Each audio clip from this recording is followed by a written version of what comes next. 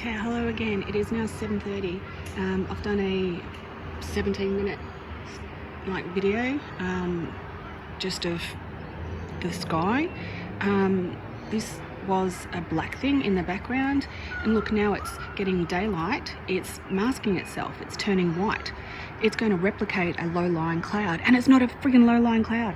You know, in the video, which I'm calling Clouds Are Fake, all these lower level clouds, the ones for the hovering over ship stern and all of those that are hiding the crafts or the entities, they're all man-made.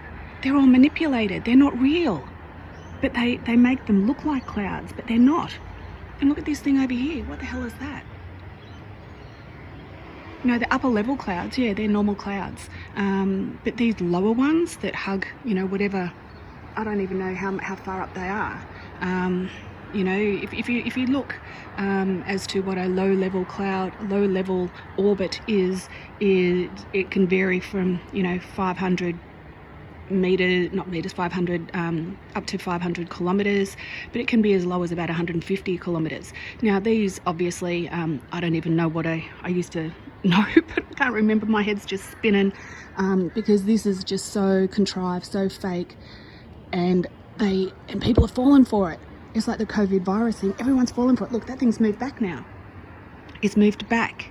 It used to be right above the flower, not flowers, over the trees, and now it's moved all the way back because it doesn't want people in suburbia to see it. It's moved out to the hinterland where there's bugger all people. And if they're there, they're too busy, you know, tending the crops and tending the animals and doing what they need to do to, you know, get some food on the table and look after their families. So, you know, they just hover, and that thing, my God, it was right there. Holy crap. I said, I nearly shit my pants. I've never been so scared in all my life. And I've had some pretty, you know, tingling and intoxicating experiences in my life. And for that, it just was, I was like, well, I'm out of here. I can't do this anymore. I've got to go. Which, you know, is not me, because, you know, I've got balls of brass, but it was just too close, too up front and personal for me. It was like overkill, so maybe that's their whole intent. I don't know, but yeah, I'm just going to move back a bit. But yeah, sorry, this is on the iPhone X because everything else is putting data across, as I said yesterday.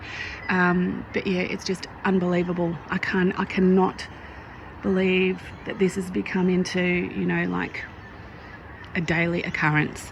So I'll put the live feed. It's only, I think, about 17 or 18 minutes. I don't know how long that's going to take to upload and get online. There's only a tiny little bit of commentary at the end where I mentioned about how these clouds are fake. You know, I'm so glad I've done this because it's proved to me that I can show to others that this is all bullshit, this is all manipulated, this is all crap. So yeah, I'm thinking, you know, not that long ago, you know, not even a week ago, there was a hot air balloon up in the sky there where that thing is right now, that black thing is. So, you know, how to, you know, the hot air balloon, there was one that was like a yo-yo. The guy tried to get it up, tried to get it down, tried to get it up, tried to get it down. You know, obviously people pay $500 a person. You need like 3 people, so he needs $1,500 to make it even worthwhile for him to get the balloon up there. You know, because wherever it lands, they've got to have a vehicle that, you know, can go and pick the people up and take them back to where they are. He actually offers, you know, pick up and drop off from your hotel, so it's obviously a lot of tourists that do it. But, you know, you've got no guarantee where you're going to go and what you're going to see, because you have to, the wind takes you, literally, you know, you go with the wind, fly by the wind, like the birds. So, yeah, I would do that probably one day, but if it was up and down, up and down, up and down, I'd end up vomiting from the vertigo, you know, because it'd be like, you know, oh my God, we're up, we're down, you know, trying to, you know, find some flat plane. But yeah, there's also the helicopters. They have quite a few of those. I know a lot of those are sightseers that come out of, I think I've mentioned it before, out of Dreamworld and all of those type places.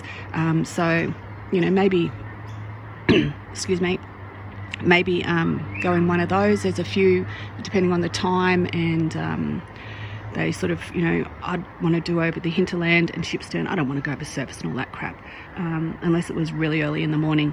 But, you know, there's obviously some restrictions because it's a highly populated or dense area for the population, and there are noise control limits, which, you know, yeah, that's not a problem. I understand that. But yeah, and I have to think, why the Gold Coast? You know, this can't be the only place. And, you know, I know that a lot of you have been seeing this where you are, or may have known about it in other places. But why so big on the Gold Coast? You know, is it because I look back, what movies we made? All the Thor, obviously because of the Australian connection. What else? We made a whole heap of movies were made here. And I look back to, you know, The Matrix, that was filmed in Australia. That was in Melbourne and Sydney. It wasn't here on the Gold Coast because, you know, back then the Gold Coast didn't have, you know, the money to do that. You know, it used to be a regional area, the Gold Coast. It was the holiday destination. So it was, you know, look how far back that is now. It's really moved back. So yeah, it's yeah, so I need to do a bit more research as to why I think it's the Gold Coast that they're targeting. Is there something here that attracts them? Is there something here they need? I don't know. But if you have any thoughts or suggestions, yeah, just shoot an email to me or post a comment, and we can investigate it. And if you guys like the live, you know, just, you know, leaving the iPad running for, you know, a certain amount of time, I can do those on a morning and afternoon basis. I don't mind. I've got nothing but time. And it's like showing you guys what I see on a daily basis. You know, you're probably more perceptive to things because I've got that bias now because I've been around it for such a long time. It's become, you know, just common.